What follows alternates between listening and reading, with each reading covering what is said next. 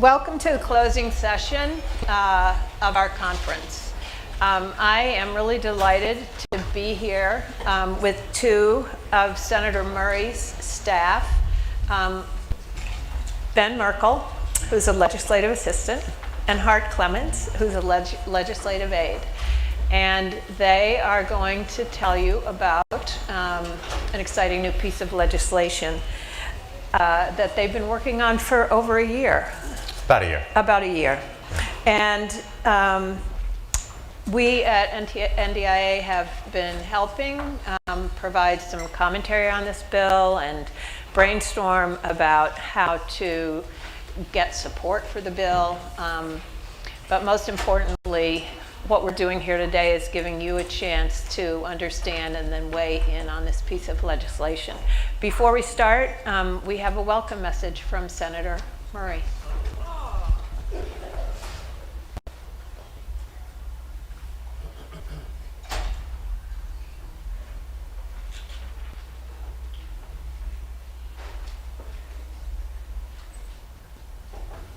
Greetings, NDIA and Net Inclusion 2019. I hope you've had a great time the past few days in Charlotte, and thanks to the National Digital Inclusion Alliance for inviting me and my staff to help you close out this year's conference. I'm so thrilled to tell you what I've been working on, and I can't think of a better place than a room full of digital inclusion leaders to share this news. Because the work you do in our communities to connect students and workers and families with the tools and skills they need to move with ease in our increasingly digital world is so important. That's why I'm glad you'll get to hear more from my legislative advisors, Ben Merkel and Hart Clements, in a moment about a new bill I'm introducing in the coming days that touches on so many of the conversations you've had this week, and that will help ensure our communities, especially the historically underserved, don't get left behind in our rapidly evolving technology-driven society. The Digital Equity Act was inspired by practitioners and advocates like so many of you and the people back home for whom digital inclusion is vital. Because while I believe we need to continue to invest in bringing broadband to individuals and communities that have been overlooked, and I will continue working in Congress to do so, I also believe we must make sure they have the tools, the skills, and the support they need to fully take advantage of a broadband connection when they have access to one. I was recently visiting the city of Tacoma in my home state of Washington, where I took a tour of the public library and some of their amazing digital tools and resources. From a state-of-the-art audio engineering lab and computer skills room, down to baby toys that introduce our youngest learners to coding and sequencing, with staff available on site to assist and teach and guide. I met local residents during my visit who told me about the importance of having access to those tools, and teachers in their community, and how it helped them achieve their personal and professional goals, from completing an award-winning student film to finishing a Microsoft certification course that opened up new employment opportunities. And I also heard from community leaders who stressed how much more they could do to promote digital equity in our communities with the proper resources and support. In 2019, we shouldn't be a country of haves and have-nots when it comes to using the internet. And Congress should be a partner in helping our states, counties, schools, and more close to the digital divide that overwhelmingly affects communities of color, persons with disabilities, low-income households, and rural communities. So, next week, I'll be introducing the Digital Equity Act, which will create 2 federal grant programs to help promote digital equity in communities across the country. It's the right thing to do for families, and it is the right thing to do for our economy to make sure everyone is reaching their full potential. Thanks to Hart and Ben, who will fill you in on the details of our legislation and what we'll need from you to get it done. And thanks to all of you for all you do to increase digital inclusion in our schools, our homes, our workplaces, and more. I look forward to working with each and every one of you to get this bill passed through Congress and signed into law. Thanks again, NDIA and Net Inclusion. Now take it away, team.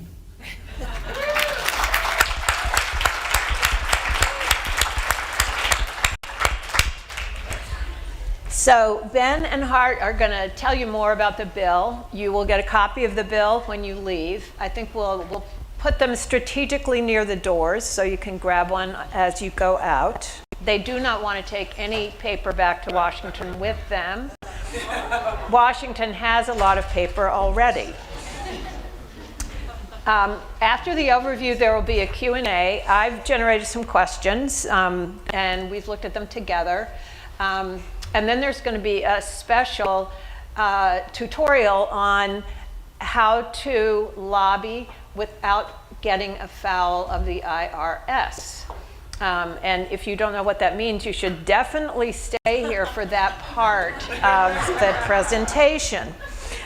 It will be presented by our own John Windhausen, who is an attorney and who works in Washington and knows this stuff inside out. He's also on our board, if I didn't mention that. So, over to Ben and Hart. Great. So what can you tell us about this bill?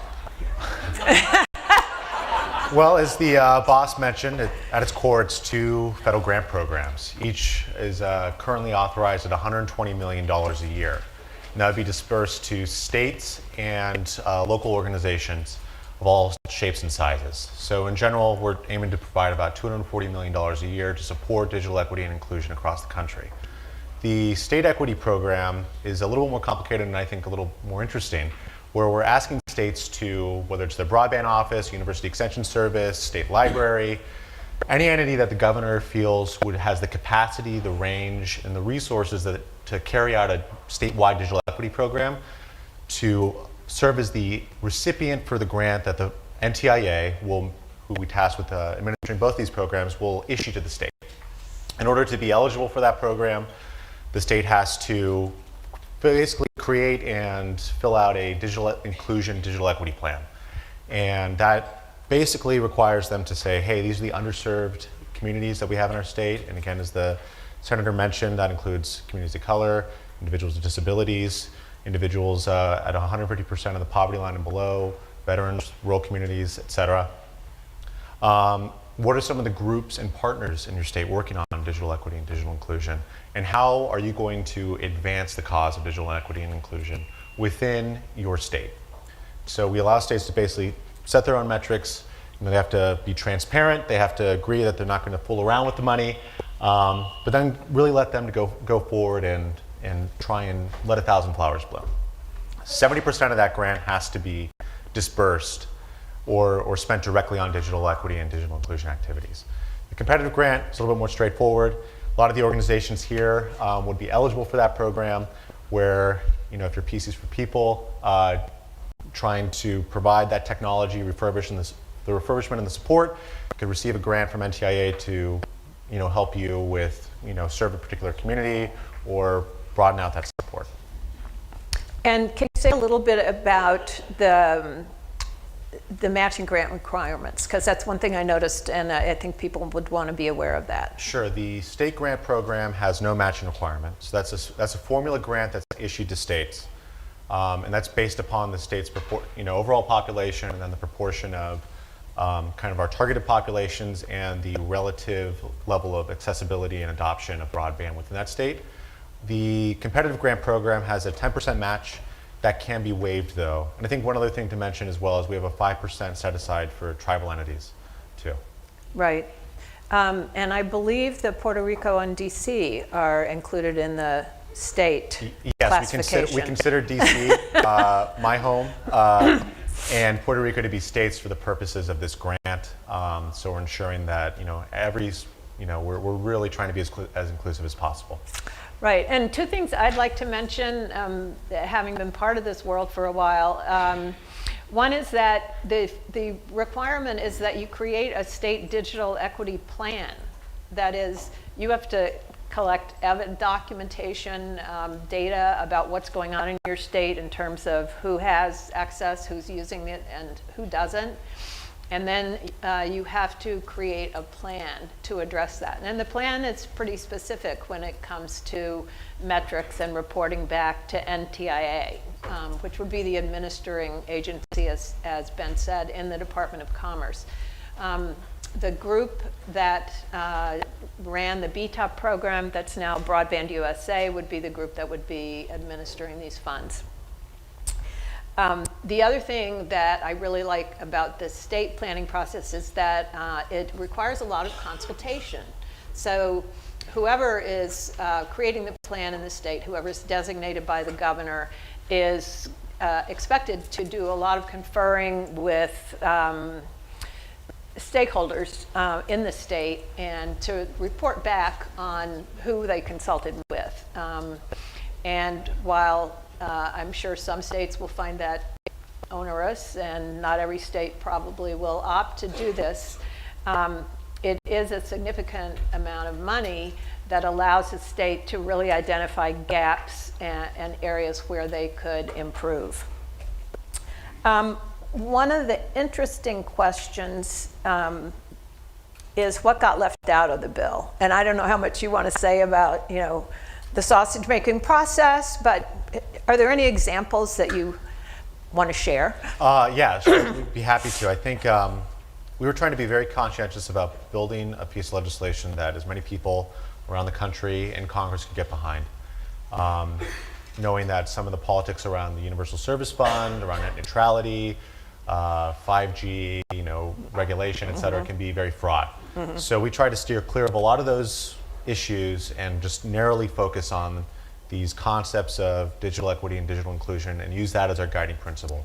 So, we, for better or for worse, there's not a lot of talk about affordability, knowing that we have Lifeline. There's not a lot of talk about, infrastructure, knowing that there's a number of initiatives, both in terms of whether that's Reconnect at USDA or that are going to be introduced in the coming weeks and months by members from both sides of the aisle, that we wanted to do something that was a little bit separate, and that right. I think candidly is a little underappreciated and under-heralded at the federal level. So. Right, and to me that was one of the very exciting things about this, that this is just to have this level of recognition at the federal level that this is an issue, and to name it is huge.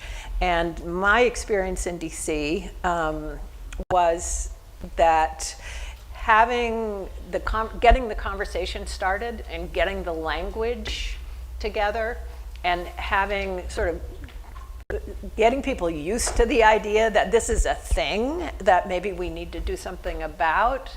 I mean, you don't know what it's going to look like necessarily when it comes out of the other end of the pipe, but this is a very, very important conversation to have started.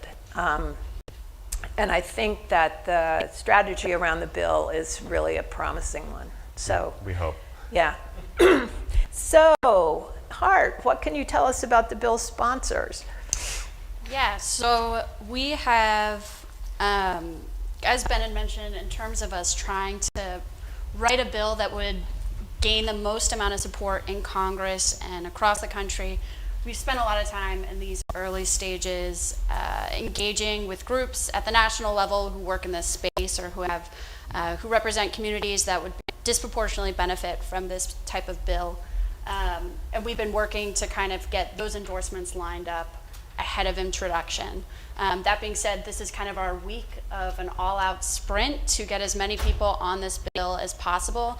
We're going to be introducing in both chambers on April 9th, which is next Tuesday. On the Senate side, we have Senator Angus King of Maine already signed on, as well as Senator Mazie Hirono of Hawaii.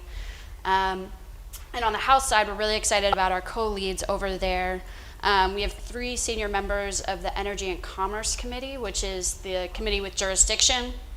And so we have, as the lead sponsor, Representative Jerry McNerney, representing California's 9th District, Representative Ben Ray Lujan, representing New Mexico's 3rd District, and Representative Yvette Clark, representing New York's 9th District. And they will be leading the outreach efforts to build sponsors on their side.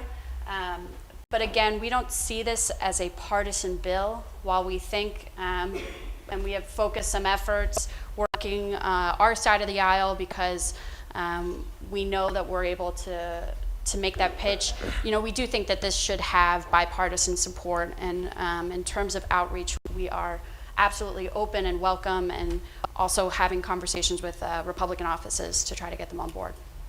Can you tell us some of the organizations that have signed on, in addition to NDIA, which has signed on? This bill has been called the NDIA bill in some circles, so just to give you guys that. I don't know who had that going. Yeah, so we have right now, we've talked with over 60 organizations about this bill, but right now in terms of endorsements, I am going to just rattle through them. And if you think that someone else should be on this list that we haven't engaged with, please come talk to us. But we have the Alliance of Community Media, Asian Americans Advancing Justice, American Library Association, Broadband Connects America, Center for Media Justice, Chief Officers of State Librarians Association, Consortium for School Networking, Competitive Carriers Association, National Association of Telecommunications Officers and Advisors, National Coalition for Literacy, that was ironic, National Congress of American Indians, National Consumer Law Center on behalf of their low-income clients, National Digital Inclusion Alliance, National Hispanic Media Coalition, National League of Cities, National Parent Teacher Association, New America's Open Technology Institute, Next Century Cities, N10, Public Knowledge, Schools, Health and Libraries Coalition, State Educational Technology Directors, Urban Libraries Council, and Free Press. Very exciting. Yes, and thank you to representatives from those organizations in the room. I mean, that support is really, really essential, especially when we're talking to folks on the Hill, on the committees, who look to you all for what's good and what's right in the world. So, I'm going to skip to question 4, which is the timetable, because I want to be sure that people understand the steps that happen after the introduction of the bill next week. So it's April 10th. What are we doing? I mean, hopefully you're all signed up for the webinar on the 11th.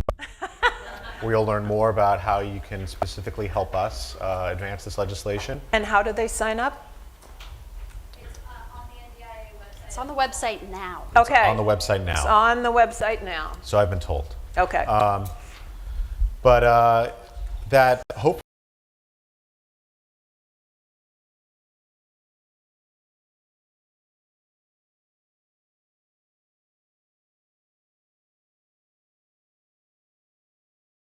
hopefully from there, we're basically, the process, I guess, is, the Schoolhouse Rock version is this gets marked up by the committees of jurisdiction, so the Energy and Commerce Committee in the House side and the Commerce, Science, and Transportation Committee in the Senate side. Hopefully gets floor time, passed, etc. If any of you have been watching Congress in the last decade or so, that doesn't really happen all that much anymore, for better or for worse. But I think, looking and advancing sort of all avenues as far as whether it can ride along with larger bills and packages regarding infrastructure or education, or through some of the other appropriations or other kind of measures that we have that Congress does pass, finding that kind of vehicle. I think, Hart, do you want to talk a little more about, or am I missing anything, or is that the... So, yeah, I guess just to put a pin on that, or a bow on it, it really is kind of this is the fun part where we're trying to find that path forward. And so we do have a couple of early leads that we're excited about in terms of, especially on the House side, being able to move this. The biggest thing is just being able to generate that grassroots support and momentum.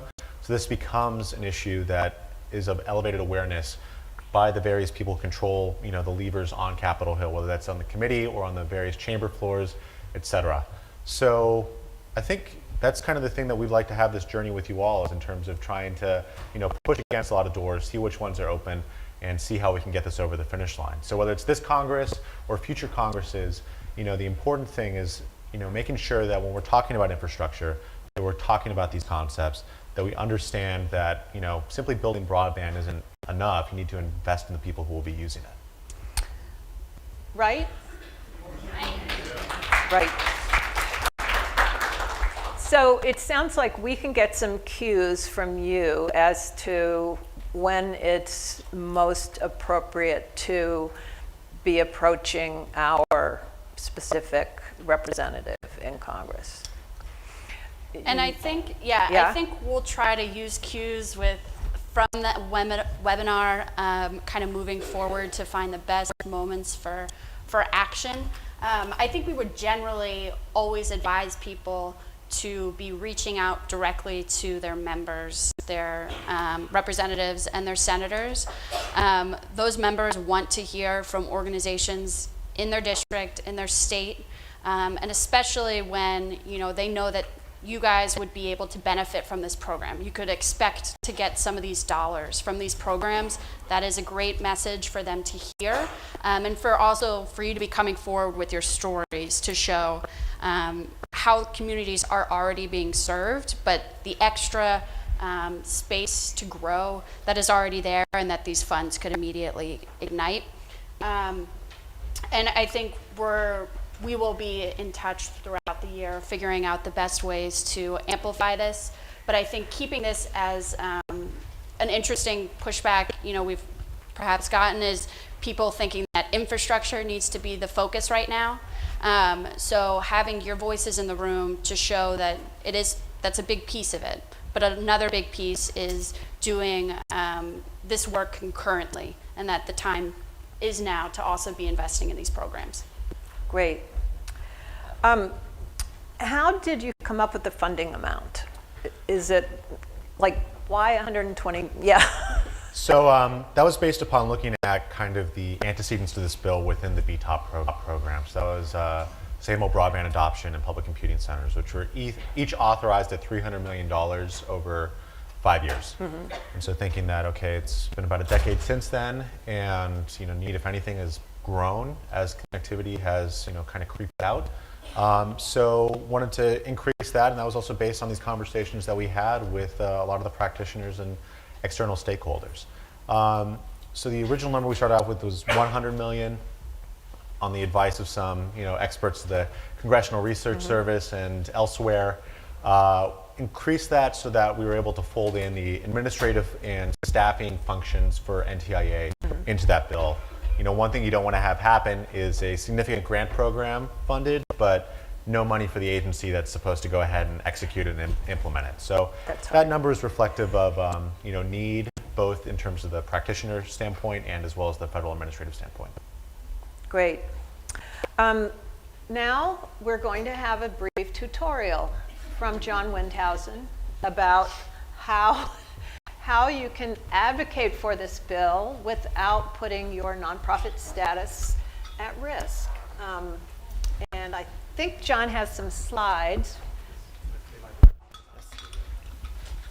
I do. Thank you, Laura. You're welcome, John. And I should start out by saying I'm a little bit embarrassed to be up here with such a dry topic to talk to you about, because this is so exciting what Ben and Hart are working on. The Shelby Coalition is going to be issuing a statement in full support of your bill, and it's so wonderful that you've been working on it so hard. You're right about to introduce it, that you're being here at the NDIA conference to talk about it. So forgive me for just a second, but we all want this bill to pass. And if we want it to pass, we have to do the work in order to support this wonderful bill that is about to be introduced. So only thing I would caution, Larry, I can't really say this is a tutorial, because there are some trickiness to the lobbying rules, and I don't want you to take this as legal advice, because I can't provide you an overview, but I just need to be careful I'm not trying to practice law here in North Carolina when I don't have a license to do so. Yes, very good. So just take this as an opening sort of introduction to the topic, and I can cover a few things. But the first big rule that I think is very helpful is that you can do any amount of education that you want to do, no matter what kind of status you're engaged in. So if your goal is to provide congressional staff with information about how this bill would impact you and your operations, you can do that. You can actually give tours and invite congressional staff, not just Senator Murray staff, but any of your congressional members. You can invite them to your operations so they would understand how the bill would impact you and how you could benefit from that bill. So as long as you stop short of actually trying to influence the legislation, but you're providing education, that you can do so without any limits. That includes you can provide research and reports. You can provide broad social or economic impacts, technical assistance when asked by a legislator. So all of that is, you're free and clear to do any of that activity that you would like to do. But of course, we want to do more than that, right? Because we want to actually engage in some amount of lobbying to actually support the bill. So that is possible, but there are a couple of things to be wary of. So I think Angela said that there might be some confusion about what 501c3s are allowed to do and not allowed to do. And I think that is because there are two different kinds of 501c3s. If you're a 501c3 private foundation, then you're not allowed to engage in lobbying.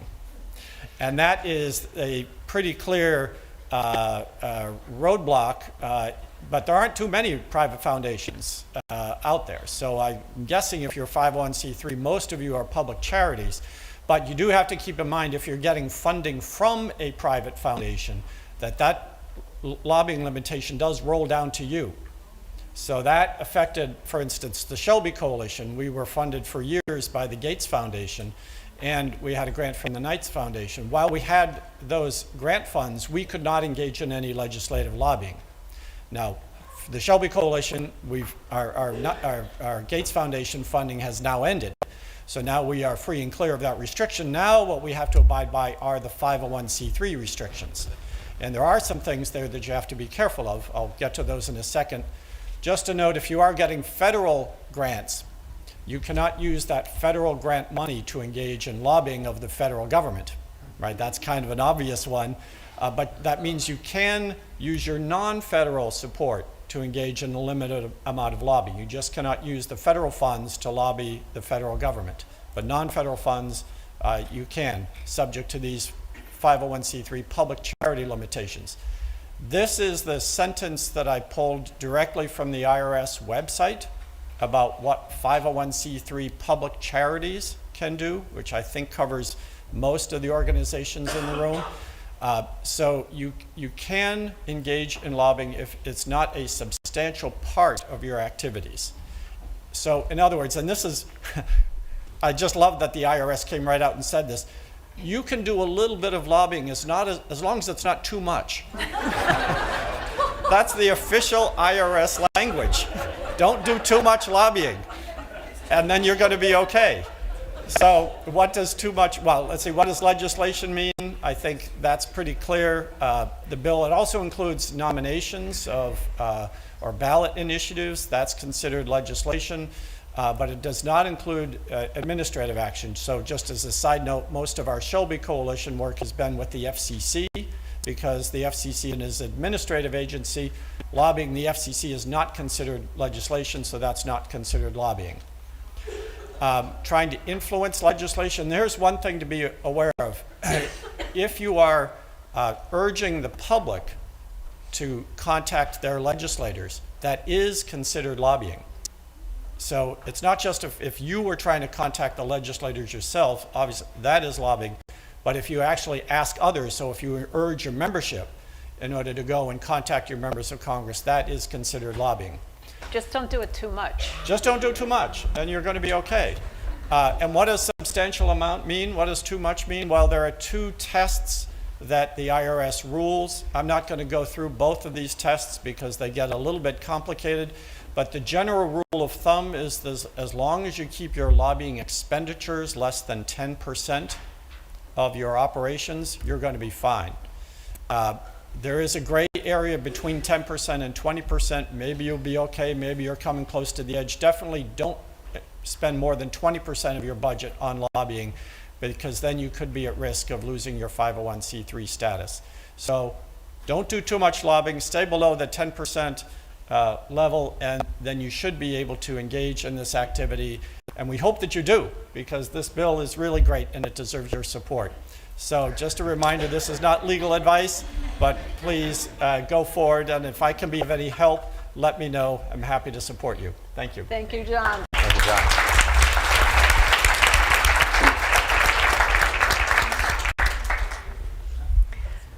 So educate away. Education is not lobbying. Yes, I'm not a lawyer. Then when you get there and you want to talk about that particular bill, that is lobbying. Just don't do it too much. Okay. Who's going to make decisions at the state level about how this will play out? I mean, what happens when somebody in my state wants to create a digital equity plan? So at the state level, as Ben mentioned, there are 2 stages to the capacity grant program as a whole. And the first is the planning grant phase, which we would expect to take about a year. So that's when a governor of a state says, yes, we want to go after this money, and they designate an administering entity who can be a state agency, a nonprofit, a university, someone who has shown capacity to take on this kind of grant program. And they will be the one actually drafting the state digital equity plan. The governor does have to decide to enter that phase, and we are aware that that could be another moment for people to contact their state officials and let them know that this is something they would be interested in and would benefit from.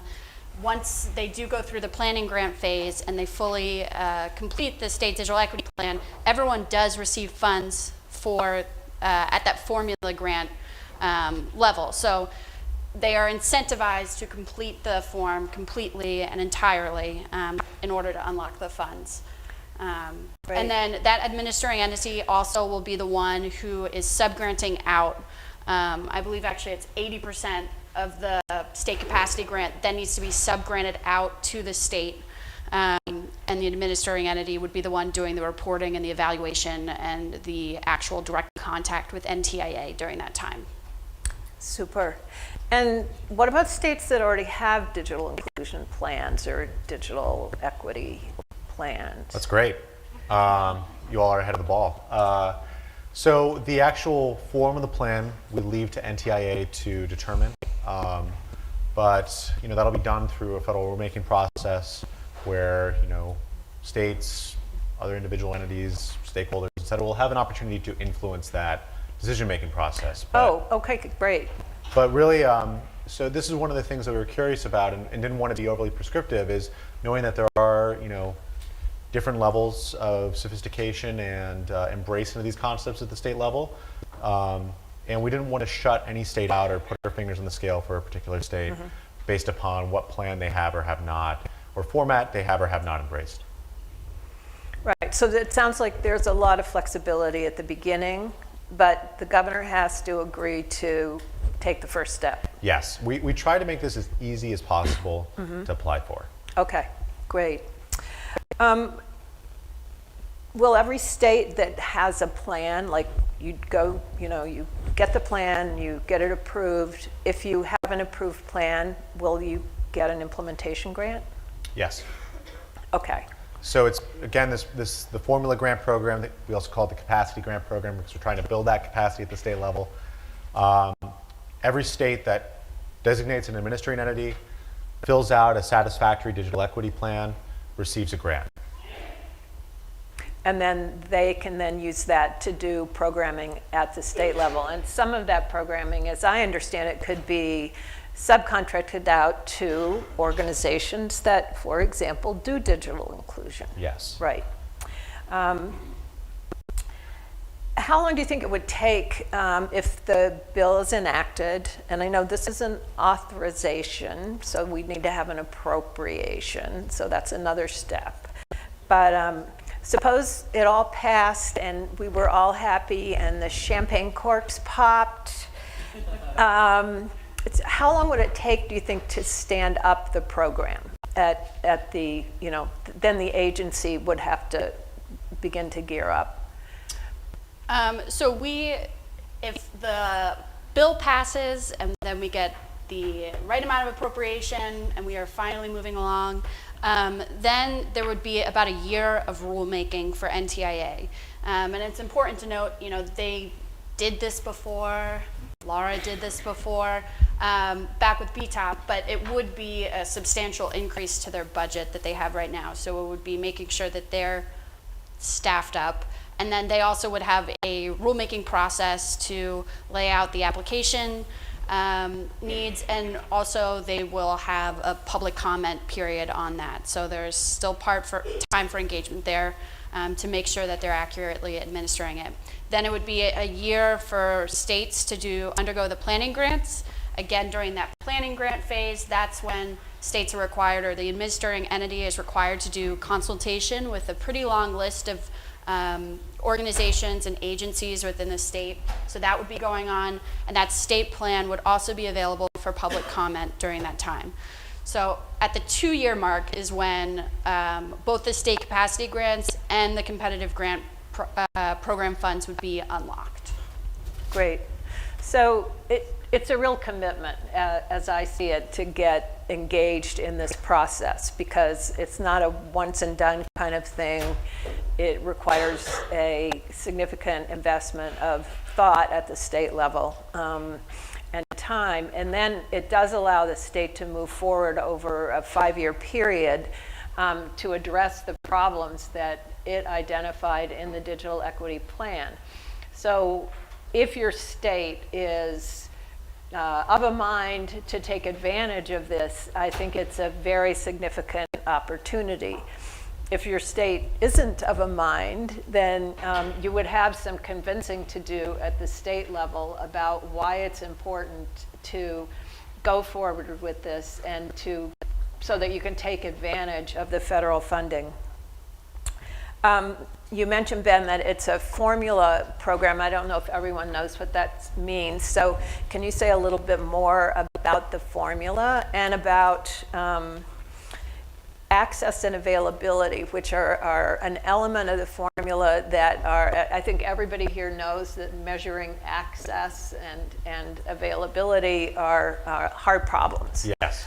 And to briefly back up 1 second, one thing that we're very conscientious about is if a state is not eligible or does not want to go after the capacity grant funds, entities within that state are still eligible to apply for competitive grants.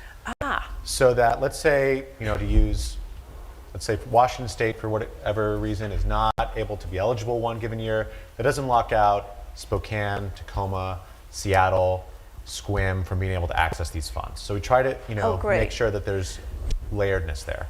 But the formula, I think I mentioned it briefly before. On its face, it's simple. The Congressional Research Service said it is one of the more complicated formulas they've had to simulate, so I'm sorry if there's any folks still from NDIA here. But it's 50% based on state population of the total grant amount, 25% based on the proportion of our targeted populations relative to all the, that national covered populations within that state, and the same thing in terms of the relative connectivity or access and availability of broadband within that state. So I think one thing that there's widespread, probably universal agreement in Washington on is that the data we have on terms of accessibility and adoption is not great, that we need to do a much better job with it. So that being said, it is some of the only data that we have, and the fact that it kind of affects all states equally, does create a level playing field. But one thing that we were very explicit about was to ensure that the Assistant Secretary does have the authority to get new data sources. So knowing that, for example, Microsoft's put out some very interesting data about the number of Americans who are actually able to access the internet at broadband speed, regardless of their connectivity or what the FCC says is available in their census block.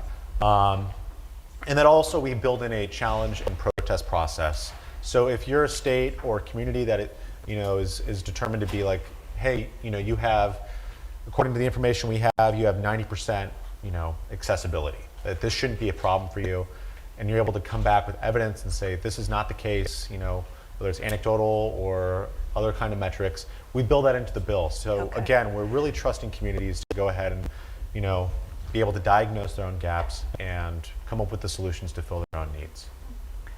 Great. It's one thing that I really appreciate about the way this is constructed is that it doesn't assume that all states are the same and that every state is going to approach this the same way. And I see a hand up, which reminds me that we do want to take questions from you. So why don't we take a little break for some audience questions? Do we need to use mics? I just want to, yeah. So Bruce has mics. Andy, I saw your hand up.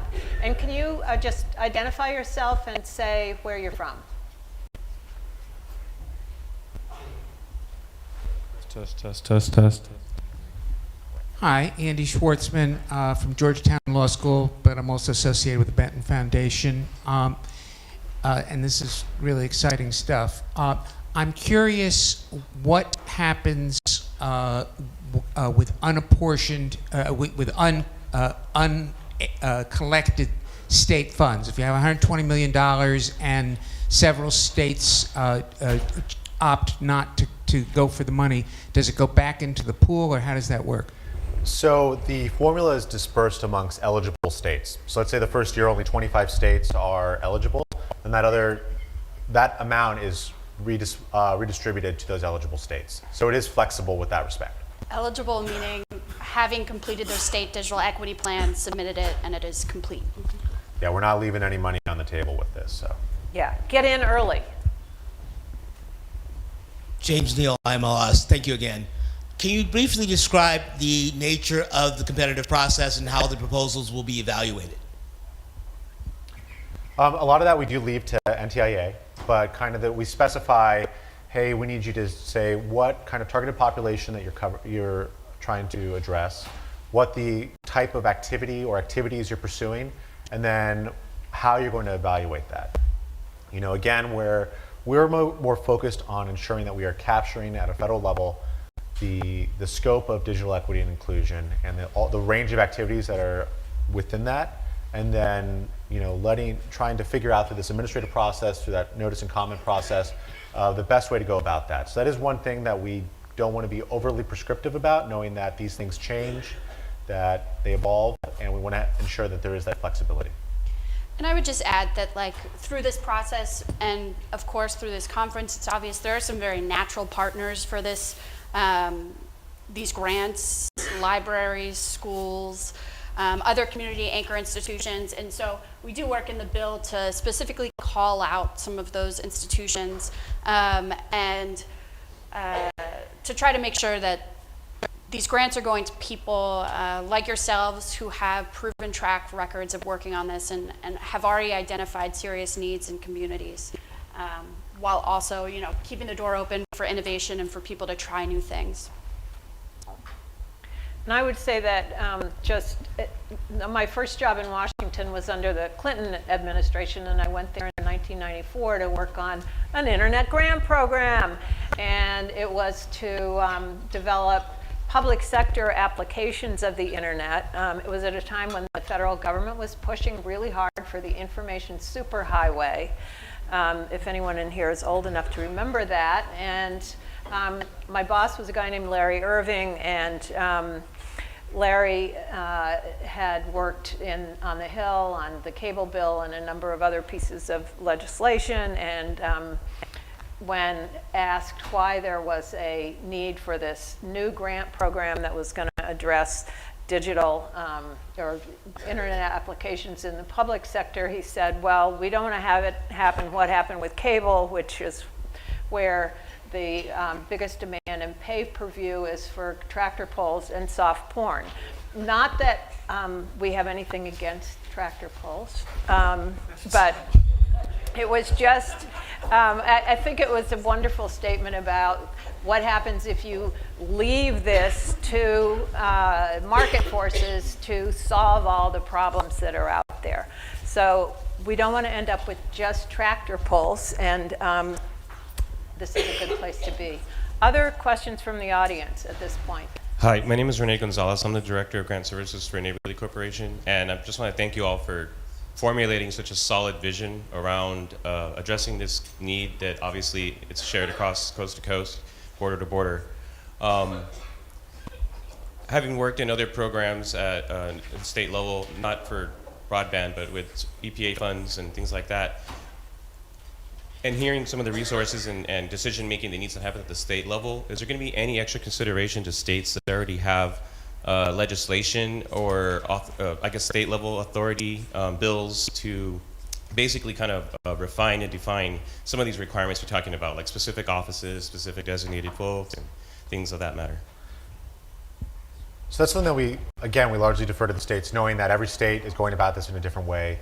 So again, using Washington State as an example, state that we know well, that's a state that had a broadband office, It expired with the end of BTOP and is now trying to be reinstantiated again. But that way, rather than saying, you must create a broadband office or this must be operated out of your state Department of Commerce, where sometimes, state housing authority or state educational agency might be the best, or a university extension service might be the best agency equipped to do this. So, and I want to make sure that, am I getting to your question? Yeah. So yeah, making sure that there is that flexibility that, we don't know what the connectivity gaps are, in some of these, various corners of states all across the country. We trust the states too, and we want to let them to decide, be able to decide. Other questions? Hi.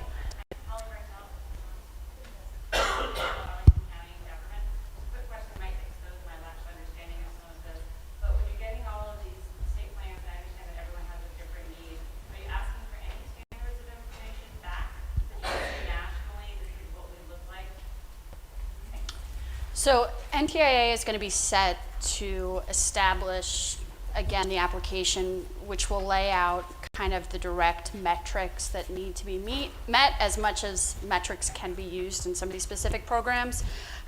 There is also, the last section of the bill is a data and evaluation section. So we know that this would be an incredible opportunity to store best practices, to get a better sense of what communities are doing what, and how we have moved the bar in the 5-year program. So we will be collecting, or NDIA would be collecting that information. But for specific metrics at this point, we are leaving that up to NDIA to set, and would be open for comment. Yeah, we also direct NDIA to kind of create a standard form through which you're applying, so that it's not just, a whole variety of different, different types of forms or applications, that it is standardized, and that every grant that's dispersed is made public, accessible online, in a searchable fashion. So we're really trying to, have a lot of flexibility, and when kind of asked about accountability, working with basically multiple layers of assurance and oversight, but also ensuring that, we can all see it, that this is all transparent. We know where money's going, what's been effective, et cetera, but that we want to be able to encourage some really creative, outside the box ideas. Clayton. Hi, my name is Clayton Banks, and I'm from Silicon Harlem. Thank you very much. So, yeah, I was around for the BTOP, and if I recall correctly, it was a $4 billion investment by the federal government, and had a lot of sessions like this and all that type of stuff. And I'm curious, one is, have you read enough about it to know sort of the lessons that were learned around that? Because there was a lot of good and some bad as a result of that particular initiative. And then the second question I have is, how's the private sector interface with this particular act? Great, which I'm happy to take either part, or great.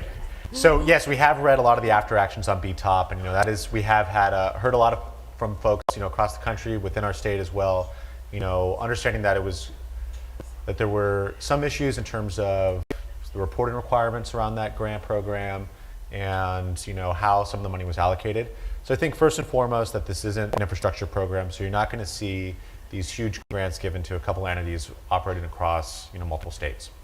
I think that's certainly you can have interstate kind of actions and coordinations, but I think a lot of these programs as well, like, we're not talking hundreds of millions of dollars to build infrastructure.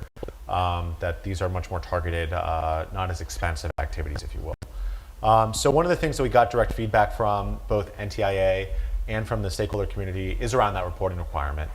So instead of every 90 days, for example, it's annual, and that instead of having to show like, hey, this is how we dotted our I's and crossed our T's, that is something that we allow for, just making sure that you are meeting your own goals, meeting your own metrics.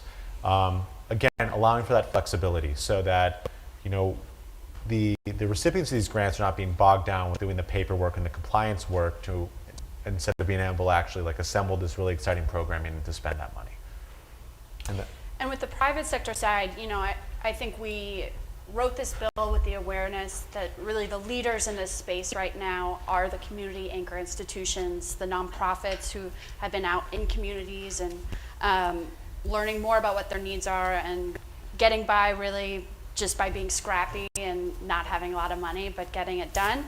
But we also know that there is a real partnership opportunity with some private sectors. And so in the bill, private entities can apply for grants if in partnership with the other eligible entities, which are community anchored institutions, schools, nonprofits, coalitions within there. And there also are some private sectors that have a nonprofit arm. That nonprofit arm could apply on their own for money. But really looking at it from private interests, making sure that they have some tie to the community or to some organization that has some expertise in this. And there are also clauses for no unjust enrichment, and the assistant secretary has to find the entity to be acting in the public interest. Lou Tobias from New York. Oh, okay, and then we have a question right here. Okay. Okay. There are a couple of proposals floating around in the state of New York, and you know we have an office and they're working on their plans and things. One was mirrored after the federal WIC and SNAP program, and another one after the EITC, allowing individual grants to individuals that meet a particular income requirement, getting either a voucher for access, digital access, or a rebate for having already purchased digital access. Would these funds be eligible to supplement those kinds of state programs, which might spur them further on within the state legislature, who just passed their budget 2 days ago? Well, yeah, congrats to Albany for being able to do something on time. Yeah, we do have some language around supplement, not supplant. That's principally focused at federal funds, though, to ensure that we're not being duplicative or crowding out other sorts of programs or investments. Again, I think this would be one of these things that would be hammered out in terms of the implementation, but at least from my understanding, there wouldn't be anything that would prohibit the state of New York or individual recipients to be able to, essentially support or further those programs. Great question. Hi, Sarah Tretton from the U.S. Department of Education. 2 questions. The first, are the planning grant, or is the planning stage funded by money, or is that up to the state to kind of put money behind that? That is funded. So there is an initial $60 million set aside for planning grants. That would be unlocked once the governor says that they're going to go after this. That money is unlocked for the administering entity to start the consultation process and start developing the plan. And then my other question, we serve what we call our insular areas. So Guam, Northern Mariana Islands, American Samoa, are they being considered when you're looking at the state grant opportunity? We have kind of consistent with other federal grant programs. There is a set aside for those, outlying areas. They're also eligible to apply for competitive grant programs as well. And it's 1%. 1%, yeah. Yep. Okay, I was just saying, do I have to stand up? But I'll stand up. And I actually need to meet the two of you anyway. My name's Gwen Weaver. I was on an email. You were on an email. Yes. Yeah, but that's not why I'm standing up. Standing up because we were having a sidebar conversation here, and you've talked a lot about the state level work, and we've talked about a lot nonprofits and federal. We haven't hit how the local government entities play into this. So, it's just like cities, counties, that kind of thing. So I'm just curious about that. And by the way, I could claim that I represent the National Coalition on Literacy. Oh, there we go. So no, absolutely that those, tribal, local, county, municipal governments, they have a huge role to play in this. And so one thing what we wanted to do in terms of focusing one of the grant programs, again, the other one's just as big, at the state level is, again, seeing all, and I think if anything, some of the panels that we've seen today, there's a lot of exciting work being done at that state level who can own these issues in a way that, individual municipalities might not have the resources or capacity to. That being said, we're number one, we're imploring these states to get money out the door. It's not entirely a pass-through grant where states can take some of this money and spend it directly on these activities, but we encourage them to sub-grant out, whether it's to these, kind of sub-state level public entities. And then additionally, we make explicitly clear that states are not eligible to apply for the competitive grant programs because we don't want to be able to have states double dip and crowd out some of these other entities that would otherwise benefit from being able to compete for these programs. So. And I would just add that at the state level too, I think our intent was for some localities that maybe aren't able or successful in the competitive grant program or don't have the capacity to go after those funds, the state does have that bird's eye view of the needs and is not maybe just giving it to their largest urban areas. They're able to spread it around where some of those more rural or smaller towns or if a city has more of a need, they're able to make those decisions that maybe NTIA, when they just have the big pool of applicants, isn't able to make some of those strategic choices. And the last thing I'll add is knowing that oftentimes, especially poorer, smaller municipalities lack the the grant writing armies that some of their larger counterparts have. We task NTIA and authorize them to provide that technical assistance for applications. So again, that nobody's disadvantaged as a result of their size or the resources they have to bring to bear. Dina. Hi, Dina Lehman-Kim with Department of Housing and Urban Development. Thank you so much for being here. Really appreciate the opportunity to talk to you and for you to talk to everyone here. Question about the appropriations. Yes. So once it's authorized, can you talk about the appropriations process? Sure, I'd love to. Senator Murray is the second-ranking Democrat on the Appropriations Committee, so we like to consider that our home turf. And one brief aside for all the federal folks, we have a lot of coordination within it, so this won't be done in a vacuum. Everybody from ARC to Ed to HUD, et cetera. IMLS, you all are looped in. So, but yeah, so once, not to go too down the rabbit hole of the federal budget and appropriations process 101, but this is an authorizing bill. So this allows us to say, hey, the federal government is authorized to spend $240 million a year on these 2 grant programs. It's up to the appropriators and the Appropriations Committee to actually make that money go forward. And that's one thing that we've been talking to our counterparts on the appropriation committees to make sure that they're, number one, that they're aware of this. Number two, that this is a priority for Senator Murray and, again, this whole fantastic, energized community that would benefit from this.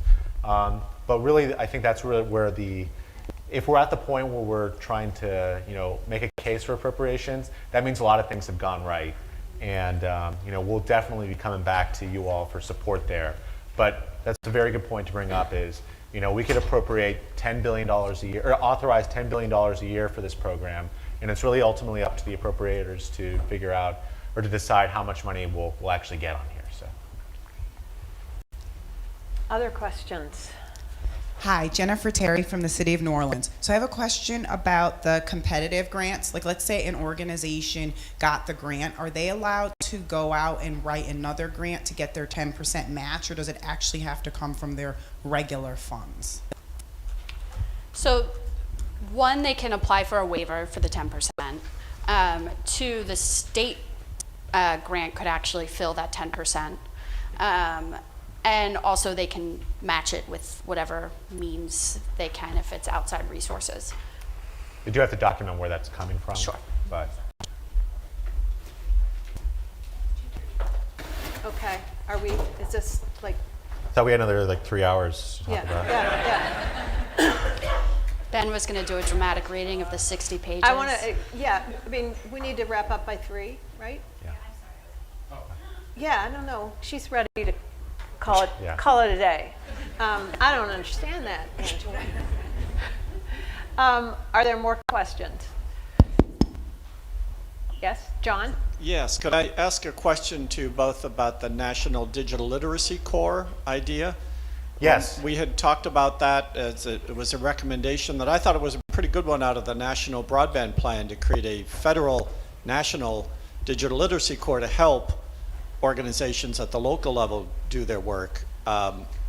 But you did not include that in the bill, correct? And if not, could you explain why not? Sure. No, and again, appreciate those suggestions and all the other, going line by line through all the feedback you gave us. I mean, yeah, no, it's been great.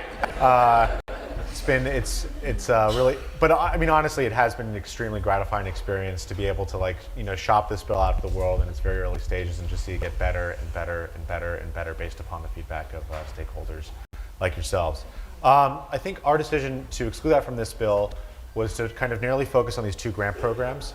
That being said, that's something that I think we're eager to work with you on and look at ways that we can instantiate that, knowing that is, would, I think, obviously dovetail very well with these programs, but rather than having kind of lose too much of a focus, where one of our explicit goals for this bill is to ensure that we are injecting these concepts of digital equity and digital inclusion into these national, or certainly within congressional conversations around broadband and broadband infrastructure.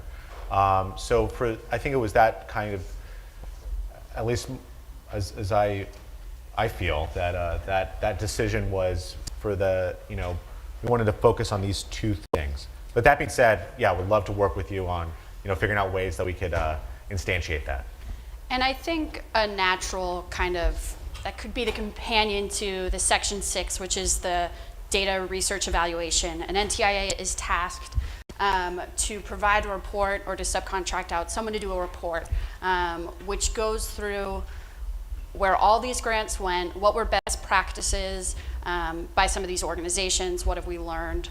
And I think we're kind of in the phase still of wanting to get the funds out there for things that are already going on the ground, but having that bigger bird's eye view and technical knowledge, I think that is the next step of building this out and making this a more stable infrastructure. Other questions? Could you maybe explain, there's 3 handouts, could you just just 3 give them? handouts, Yes. Sure. So there is, if anybody isn't, exhausted by 3 days of just, high energy, sharing and caring, we have a 60-page bill for you. Do not read it on the drive home. But then we also have 2 documents here that translate that into plainish English. So one is a section by section. It's about 4 pages. It kind of goes through the bill at a more granular level, just summarizing, what each section and subsection does. And then the 1-pager, which is kind of the quick and dirty, hey, this is what we're trying to achieve. This is the way we're trying to talk about this bill, et cetera. So please grab copies. Again, we had to lug these boxes onto the airplane. We don't want to take them back with us. Right here by the door. Yeah. Right. And can we maybe have 1 box by 1? Yes, there are PDFs available. And also, Hart and I have our contact information on here. So please feel free to reach out to us.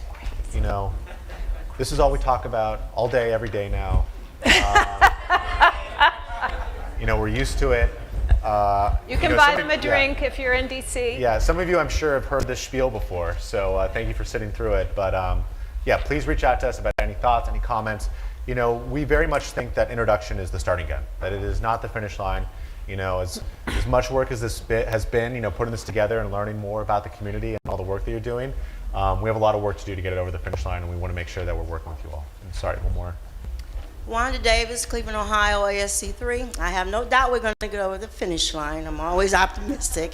And then once we do and everything is complete, how many years should we expect? And you might have said it earlier, but I missed it. But I just want to be sure. I have so many 1-year grants. I definitely need to have at least 3 to 5. So how many years will we have? Can expect? So the program itself is authorized at 5 years. The grants themselves, the state grants, are authorized at 5 years, and the competitive grants are 4 years.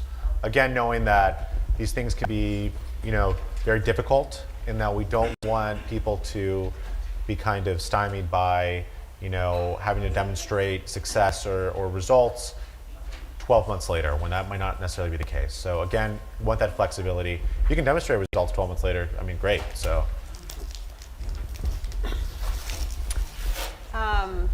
Seeing no more hands, I'm going to suggest that since we have 2 boxes of these, we put them in 2 different locations so we don't have congestion around them. And I'm going to thank Ben and Hart, not just for being here, but for, as you can tell, an incredible amount of thought and tact and dedication has gone into getting us this far. So please.